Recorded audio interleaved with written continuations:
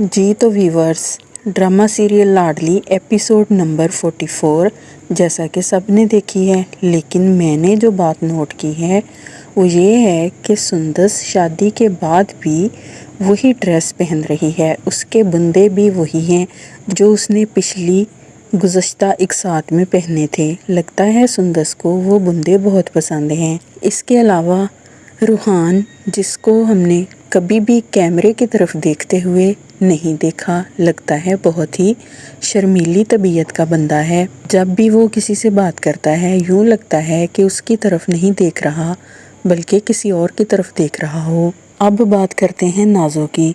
नाज़ो ने तो इस किस्त में हद ही कर दी, जुल्म की इंतहा करती जा रही है। उसने सुंदस का एक्सीडेंट करवाने के लिए हुस्ना बी को झूठ बोलने पर मजबूर किया और कहा कि जाके सुंदस से कहे कि उसके वालिद को हार्ट अटैक हुआ है।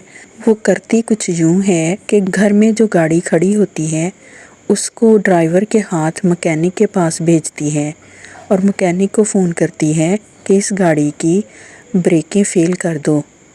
और ऐसा काम होना चाहिए कि 15-20 मिनट ड्राइव होने के बाद गाड़ी की ब्रेक्स फ़ेल हो जाएं।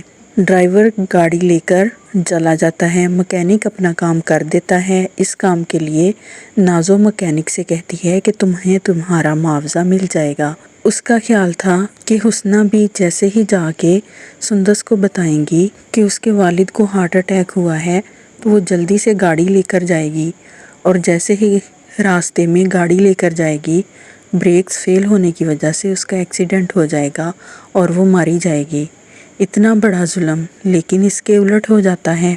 अरसल की गाड़ी को रास्ते में कोई ख़राबी हो जाती है और वो घर से दूसरी गाड़ी मंगवा लेता है। तब तक सुंदस की कॉल अरसल को जाती है कि उसके वालिद को हार्ट अटैक हुआ है। अरसल जल्दी से घर वापस आता है, गाड़ी चेंज करता है और सुंदस को साथ लेकर हॉस्पिटल जाने लगता है, और रास्ते में उसका एक्सीडेंट हो जाता है ब्रेक फ़ेल होने की वजह से। दूसरी तरफ रूहान अपनी माँ को नाज़ो का बता देता है।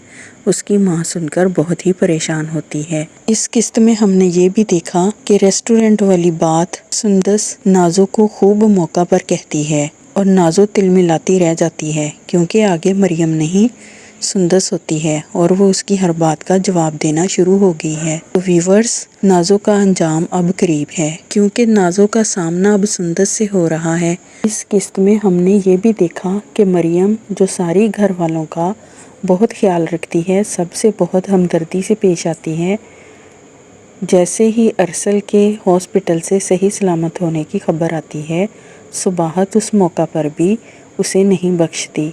उसको कहती है कि तुम्हारे भारी कदमों की वजह से घर में कोई ना कोई मुसीबत आती रहती है, अपना सदका उतारती रहा करो। इतने बुरे हालात में भी उसको नहीं बख्शा जाता और वो बेचारी अपना समूह लेकर रह जाती है।